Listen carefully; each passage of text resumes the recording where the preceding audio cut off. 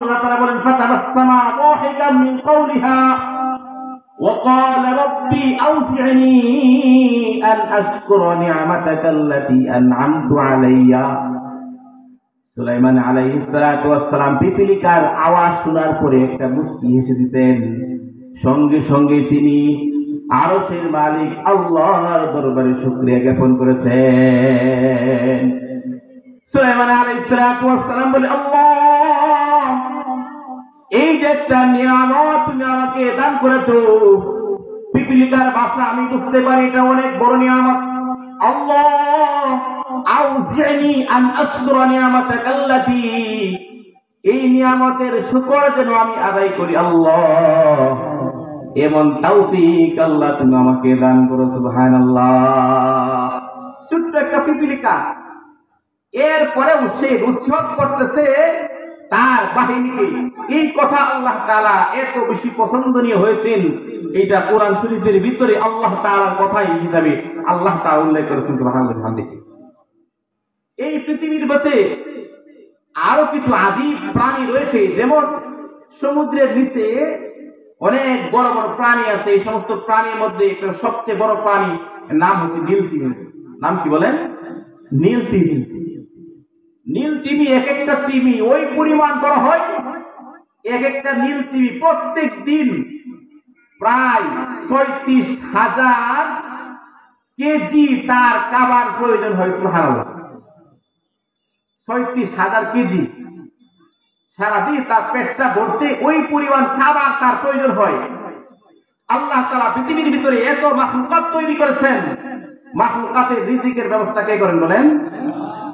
আল্লাহ। সাহাবায়ে কেরাম একদিন যুদ্ধের মধ্যে যুদ্ধ শেষ করার পরে রওনা হচ্ছেন। সমুদ্রের পাড়ে যখন রওনা হচ্ছেন, হঠাৎ করে তাদের পেটের ভিতরে প্রচন্ড ক্ষুধা জাগ্রত হইল। খাবারের কিচ্ছু নাই। এমত অবস্থায় হঠাৎ করে আল্লাহ সমুদ্র থেকে একটা মাছ তাদের জন্য মেহমানদারি হিসেবে পাঠিয়ে দিয়েছেন। ফেরেশতারা বলে, এই মাছ কোন মাছ না, এই মাছের নাম হলো আম্বর মাছ। সাহাবায়ে কেরামগণ বলেন, এত বড় মাছ, মাছের যে মাঝখানের পেটির যে কাঁটা, এই কাঁটা এত বড় লম্বা। এক সাহাবী বর্ণনা করেন, এই কাঁটা যখন ঠিক করে দাঁড় করানো হতো, আমরা সাহাবা যখন কাঁটার সাথে দাঁড়িয়ে যাইতাম, দেখতাম আমাদের থেকে আরো ১ হাত লম্বা এই মাছের কাঁটা। সুবহানাল্লাহ। রাসূলুল্লাহ সাল্লাল্লাহু আলাইহি ওয়াসাল্লামের সাহাবীরা যখন মদিনায় চলে আসলো, মদিনায় আসার পরে রাসূলুল্লাহ সাল্লাল্লাহু আলাইহি ওয়াসাল্লামের নিকট বলল, ইয়া রাসূলুল্লাহ, এমন এক মাছ আমরা পেয়েছিলাম, দীর্ঘদিন আমরা যখন খাবার রক্ষণ হিসেবে গ্রহণ করে নিলাম। এবার রাসূলুল্লাহ সাল্লাল্লাহু আলাইহি ওয়াসাল্লাম বলেন, এই মাছের সামান্য পরিমাণ অংশ কি বাকি রয়েছে কিনা? সাহাবী বলে, ইয়া রাসূলুল্লাহ, ইয়া হাবিবাল্লাহ, সামান্য পরিমাণ মাছ এখনো বাকি রয়েছে। আল্লাহ রাসূল বলে, যাও যাও, ওই মাছ থেকে সামান্য পরিমাণ মাছ আমাকে দাও, কারণ এটা স্বয়ং আল্লাহ তাআলার পক্ষ থেকে কুদরতি ভাবে মাছের মেহমানদারি আল্লাহ তাআলা করেছেন। সুলাইমান আলাইহিস সালামের ব্যাপারে একটা কঠিন একটা প্রসিদ্ধ কথা রয়েছে, যদিও এটা ইসরাঈলী রওয়ায়াতে বলা হয়েছে না মুতাসাদ্দিকু ওয়া লা নুকাযযিবু বিল হুকুম, এরপরে কোরআন হাদিসের বিরুদ্ধে যদি না যায় তাহলে কথা বলা যায়। সুলাইমান আলাইহিস সালামকে আল্লাহ তাআলা সারা পৃথিবীর রাজত্ব দান করেছিলেন মাত্র ৪ জন ব্যক্তিকে। এর মধ্যে ২ জন ব্যক্তি ছিল মুসলমান আর ২ জন ছিল কাফের। মুসলমান সুলাইমান আলাইহিস সালাম, আর একজন হলো বাদশা সিকান্দার।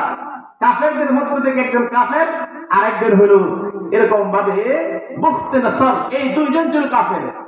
সুলাইমান আলাইহিস সালাম আল্লাহ তাআলার নিকট বলল, আল্লাহ, আমি একদিন সমস্ত মাখলুকাতের মেহমানদারি করাতে চাই। আল্লাহ তাআলা বলে, সুলাইমান, তুমি মেহমানদারি করাতে পারবে না, এই পরিমাণ শক্তি সামর্থ্য ক্ষমতা তোমার নাই।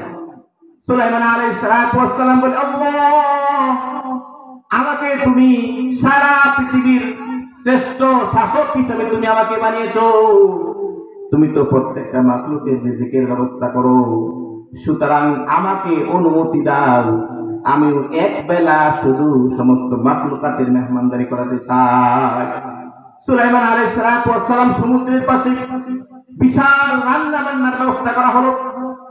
এরকম তাফসীরের মধ্যে আছে 40 কিলোমিটার দূর পর্যন্ত রান্না বান্না করলো। দীর্ঘদিন রান্না বান্না হওয়ার পরে এবার সুলাইমান আলাইহিস সালাম চাইলেন মেহমানদারি করার জন্য। সুলাইমান আলাইহিস সালাম বললেন, সমুদ্রের নিচে মাছগুলো রয়েছে, সর্বপ্রথম মাছদেরকে খাবার দিই।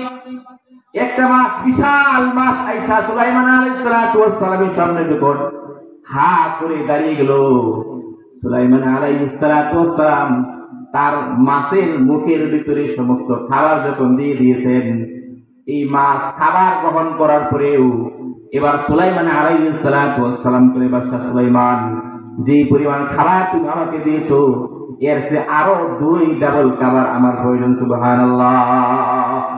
সুলাইমান আলাইহিস সালাম বুঝতে পারলেন সারা পৃথিবীর সমস্ত মাখলুকাতের রিজিক একমাত্র আল্লাহ তাআলা ব্যতীত দুনিয়ার কোন মানুষের পক্ষে সম্ভব না। এরপরেও আরো আদিম তৈরি আল্লাহ তাআলা পৃথিবীর মধ্যে তৈরি করেছেন।